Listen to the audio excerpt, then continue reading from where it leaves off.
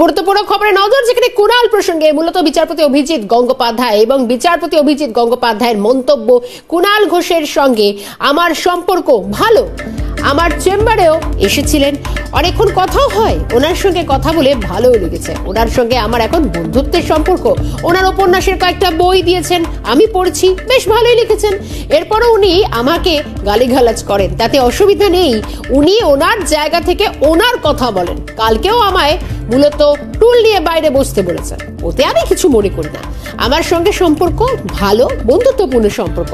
কল্যাণ বন্দ্যোপাধ্যায় আমায় পদত্যাগ করতে বলেছেন, ভেবেছিলাম আজ হয়তো সকালে এসে বলবেন তুমি পদত্যাগ করো, তবে ওই আমায় খুব ভালোবাসেন, আমিও ওনাকে খুব শ্রদ্ধা করি, আমিও কি সবসময় নিয়ন্ত্রণ রেখা মেনে চলি?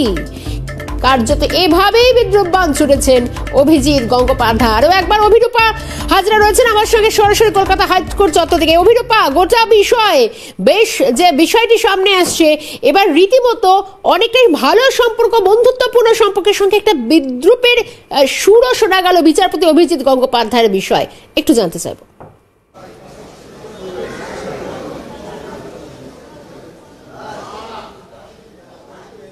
দেখো, বেশ কয়েকদিন ধরে সন্দেশখালীর ঘটনা যখনই উত্থাপন করা হয়েছিল বিচারপতি গঙ্গোপাধ্যায়ের এজলাসে, তখনই বিচারপতি গঙ্গোপাধ্যায় কিছু মন্তব্য করেছিলেন। তার পরবর্তীকালে দেখা গিয়েছিল বিচারপতি গঙ্গোপাধ্যায় তিনি হসপিটালেও গিয়েছিলেন, যে বেসরকারি হাসপাতালে ভর্তি রয়েছেন ওই দুজন ইডি আধিকারিক, তাদেরকে দেখতেও গিয়েছিলেন, সহানুভূতি বা কথাবার্তাও বলে এসেছেন। তো সেক্ষেত্রে তারপরই দেখা গিয়েছিল যে তৃণমূলের মুখপাত্র বিভিন্ন রকম কথা বলেছেন বা বার্তা দিয়েছেন। এই বার্তা প্রসঙ্গে আজকে যখন মামলা চলছিল, অর্থাৎ এমনি নর্মাল রেগুলারের যে মামলা, সেই মামলায় চলছিল, সে মতো অবস্থায় হঠাৎই বিচারপতি বলেন যে কুণাল ঘোষ, যার সাথে আমার সম্পর্ক অত্যন্ত ভালো, তিনি আমার চেম্বারে এসেছিলেন, বহুক্ষণ কথা হয়েছে এবং তার সাথে আমার সম্পর্ক ভালো, বন্ধুত্বপূর্ণ সম্পর্ক আমাদের, এবং এই সম্পর্ক থেকে তিনি যদি এর সম্পর্কের বাইরে গিয়ে তিনি যদি তার কোনো মন্তব্য রেখে থাকেন, তিনি তার জায়গা থেকে মন্তব্য রেখেছেন, এ ব্যাপারে আমার কিছু পার্টিকুলারলি বলার নেই।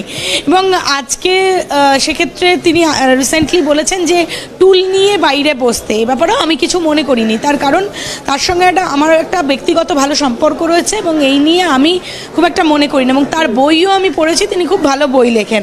এরকমও বলার পর তারপর তিনি বলেছেন যে কল্যাণ বন্দ্যোপাধ্যায় তিনিও আমার সম্পর্কে বেশ কিছু কথা বলেছেন, তাতেও আমি কিছু মনে করছি না, তার কারণ আমি ভেবেছিলাম আজকে তিনি আমায় পদত্যাগ করার কথা বলেছিলেন, আমি ভেবেছিলাম যে আজকে তিনি আমার এজলাসে এসে তিনি আমায় পদত্যাগ করতে বলবেন, কিন্তু সেটা সম্ভবত হয়নি বা আমার সেটা দৃষ্টিগোচর হয়নি।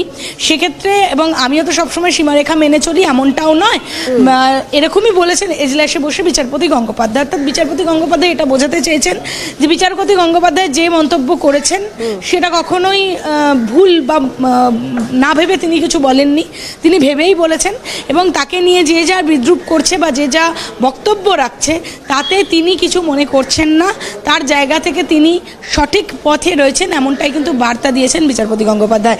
অর্থাৎ বিচারপতি গঙ্গোপাধ্যায়ের সঙ্গে কুণাল ঘোষের সম্পর্ক এবং কল্যাণ বন্দ্যোপাধ্যায়ের এই বক্তব্যের ভিত্তিতে এই যে সীমারেখা কি আমিও মানি, এই বিষয়টাও যখন তিনি উত্থাপন করেছেন, সে ব্যাপারে এটাও স্পষ্ট যে যে যাই বলুক না কেন, বিচারপতি গঙ্গোপাধ্যায় যে জায়গায় রয়েছেন সেই জায়গা থেকেই তিনি তার কাজ চালিয়ে যাবেন এবং এভাবেই তিনি কাজ করবেন, এমনটাই কিন্তু অর্থে মানে সেক্ষেত্রে এই সমস্ত দিক থেকে একটা অর্থ তিনি দিলেন, কথা বলাই বাহুল্য। একেবারে অভিরূপা, অনেক ধন্যবাদ জানাবো। তবে অর্থাৎ বিচারপতি অভিজিৎ গঙ্গোপাধ্যায় শেষ যে লাইনটি ব্যবহার করেছেন এবং তার মধ্যে যে যথেষ্ট তাৎপর্য লুকিয়ে রয়েছে, এটা কিন্তু তিনি বেশ স্পষ্ট করেছেন।